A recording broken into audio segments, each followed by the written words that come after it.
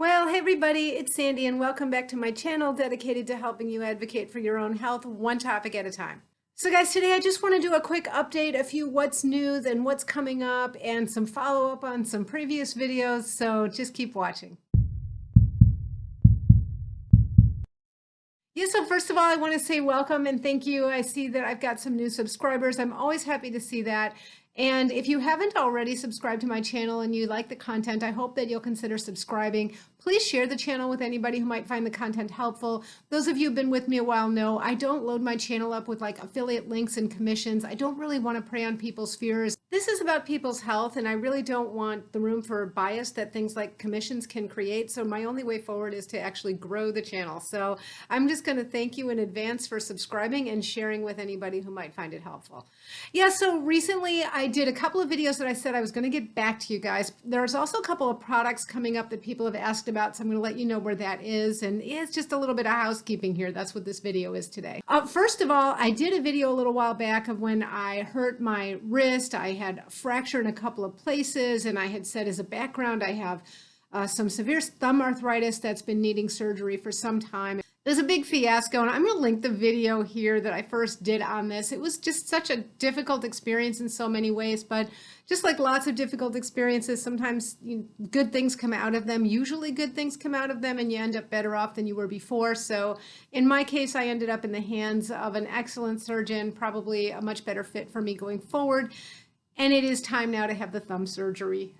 So I'm going to be doing that. I'm hoping to make it so that you guys don't even know that I'm gone. I'm going to try to get several videos done that will air at various intervals so that in the first couple weeks when I probably won't feel like shooting video, my channel can just keep going. Yeah, so I no longer have to wear the whole heavy brace all the time. Certainly when I'm doing something like this where I'm not really using my hands much, I can have a break from it. So first of all, after this most recent trauma with the wrist fracture, and I actually tore a ligament in my wrist, the healing has been fantastic. The laxity that was there from the tear in the ligament, the surgeon said on follow-up, which was only about 4 weeks after the first time I saw him, he said that it was remarkably stable. So that's healing really well. And then if I go ahead and have the thumb surgery soon, the cast is going to help for that wrist to continue to heal because it'll have a lot of forced rest. So yeah, I decided to go ahead and just have the surgery because this is a degenerative process. It's not going to get any better. That thumb joint is at the end of the road.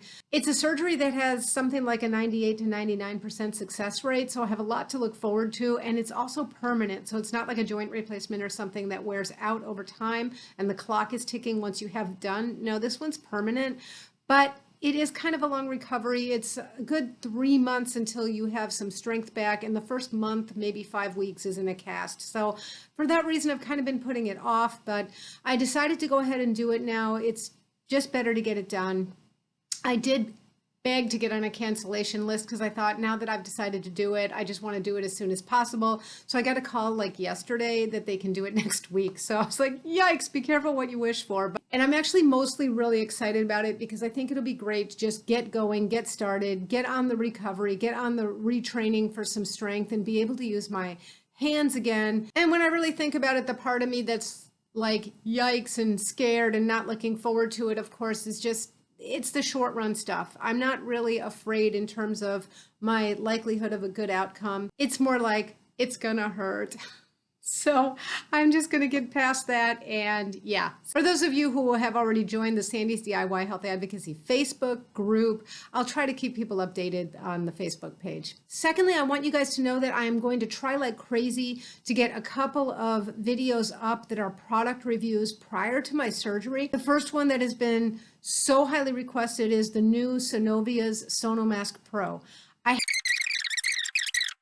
There is another product I got a question about recently, something that I reviewed a long time ago, which was the AeroPec mask, and it was sold by a company called Craft Cadence. They did reach out to me recently, letting me know that they had a new product, and I discussed the product with them at length. They sent me the product, so I'm going to be putting a review up for the new Craft Cadence mask as well very shortly. In addition to that, let's do the follow-up or part 2 of the gym. So I did a video a little while back, I'll link it here, about whether it was time to go back to the gym. My gym is kind of unique, and I talked all about that in the video, and I felt like the risk-benefit ratio at this point really favors going back to the gym, especially given the peculiarities of the gym that I was a member of before COVID. So after a lot of consideration, talking to friends and loved ones, and also after doing the video that I did here, listening and reading the responses that you guys put in the video and on the Facebook group about your own experiences with your gyms, what you were doing, I've decided that I'm going to hold off for a while. First of all, my main reason for wanting to go back to the gym was really to use the pool. The summer is coming, and I think what I'm going to do is find an outdoor pool. Now, I found one for right now. And of course, like I said, my arm's going to be in a cast pretty soon for a month. So this is going to be over for a short while anyway. Although after that cast comes off, I think there's going to be nothing better than the water to rehabilitate it. I'm a big fan of water rehab for joints. That pool will not be an option for the whole summer anyway, because it's at a community center and they will start summer camps and things for kids. So I suspect it's going to be crowded. I'm going to wait and see.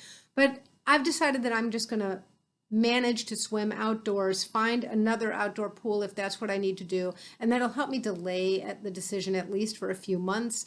I think it isn't time yet to go back to the gym. When I talked about all the things in terms of their policies for mask wearing and how many people are allowed in a given place and how many people are in the facility overall, generally at the times that I was thinking of going, I was making a lot of assumptions that everything would be right, that everything will be perfect, that everything will be as it should be. I know from my own experience, just having to go to the doctor's office or having to go anywhere I have to go, there's always the people with the mask down under the nose or the mask down under the chin, or there's more people than there are supposed to be.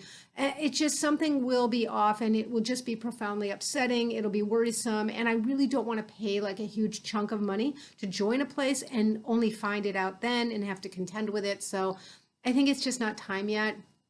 I don't know if you guys have read the news of a recent article that came out, and I'm going to try to link it down in the description box. It was conducted by a couple of professors at MIT who found that it's really not about actually the physical distance. 6 feet, 8 feet, 10 feet, 20 feet doesn't make that much difference. It's really about the amount of time spent indoors with an infected person. I think it's just not time yet for me to do anything that involves extended time indoors with all kinds of unknowns and people that I can't make sure are vaccinated. Now, that said, I just said I'm having surgery. Yeah, I don't think there's going to be a better time to have this surgery. I think this thing is going to be with us for a really long time. And I think that's especially true because it looks like about half the American population doesn't want to get vaccinated. We are going to have to find a way to contend with this somehow. I will say that the surgeon that I go to, their office is the best I have ever seen in terms of a doctor's office and how they are handling their procedures inside of their office. They are strictly enforcing distance. I know what I just said, but that's all we've got. They are really efficient. I've not waited in the waiting room really more than a few minutes. Anytime I'm there, as soon as you get to the door, somebody greets you with a hand sanitizer. They walk you over to a kiosk screen. They wipe that down with a disinfectant wipe, and then you check in on that screen. They have somebody who's like enforcing the mask police. So this person is just standing there all day long saying, excuse me, sir, can you put that mask up over your nose? Excuse me, ma'am, I need you to put your mask on properly. So it's really the best I can imagine. Now, in terms of the surgery itself, they do the surgery. They have their own center. So because I'm in the business I'm in, I know who's going to do my anesthesia. I know they take the whole vaccination thing really seriously. They said I was going to need a PCR test unless I could show proof of vaccination, which of course I could. And, you know, everybody around me, they're all going to be in PPE because of what they're doing. So I'm just going to have to say that this is one of those situations where I've got to go ahead, go forward and do this thing. This is why I'm vaccinated. Yeah, I'm proceeding with surgery, but I'm not going to the gym just yet. And then finally, I just want to give a quick plug to a product. And this is going to sound kind of random for my channel, but I just like this so much that I feel I just must share it. So for the women out there who are interested in this, I have found this product line called 32 Degrees, and I'm actually wearing it. I like the loose and easy, like yoga clothes type thing, but the reason that I'm bringing this up is because I think this company kind of missed its calling. I think they should be called Menopause Mondays, because for those of you who suffer with hot flashes or difficulty with the heat and the summer is coming, they make these products that are really so reasonable. They're sort of made out of the fabric that you find in like outdoor wear, like Under Armour and North Face for the keeping cool, but everything is like $5. Okay. And if it's not, it will go on sale at some point. They have very few things. They've got like tanks, t-shirts, a couple of styles of pants and things like that. But I have found the tanks and the t-shirts to be incredibly nice and cool, very comfortable. They wash well on delicate. Yeah, what do I expect for a $5 shirt? I don't know what the longevity is going to be like, but all I can tell you is that I am really enjoying how nice and cool they are and comfortable. So I just thought I would mention it. It's 32 degrees. I'm going to link it down below.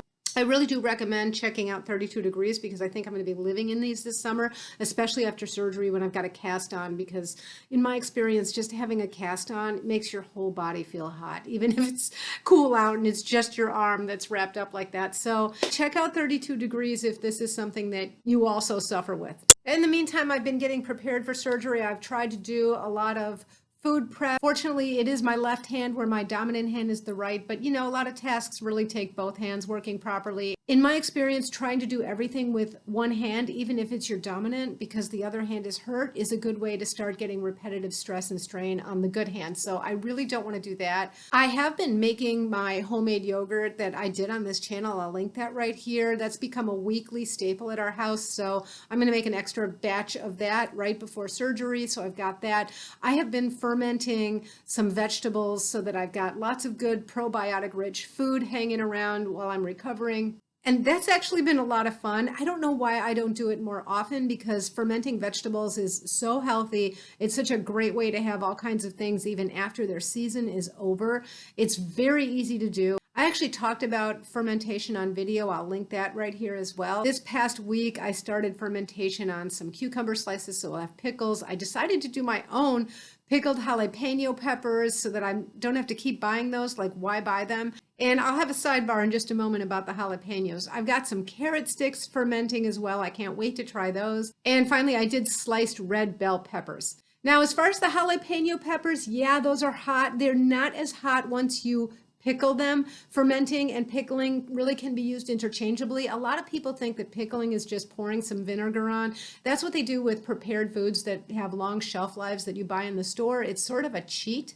True pickling is fermentation that is achieved with salt, and you do get that sour flavor with still a crispness on the outside of the vegetable. It's so easy to do, and it's a great way to start introducing yourself to something that is hot and spicy, because the acidic quality of that sour from the lactic acid does temper the heat. And I think it's a really good idea to have things like jalapeno peppers, or try to work some of that heat into your diet, because ironically, it's very anti-inflammatory. I've also been making homemade ginger shots lately, so if anybody wants me to talk about that on video, just let me know. That might be a while until I have like both my hands working really well. So yeah, that's it. Those are my odds and ends and a little bit of housekeeping. I'll keep you guys posted on how things go after surgery on the Facebook group, and hopefully I won't miss a beat on the channel, because I'll have enough videos uploaded to be airing them at the proper intervals.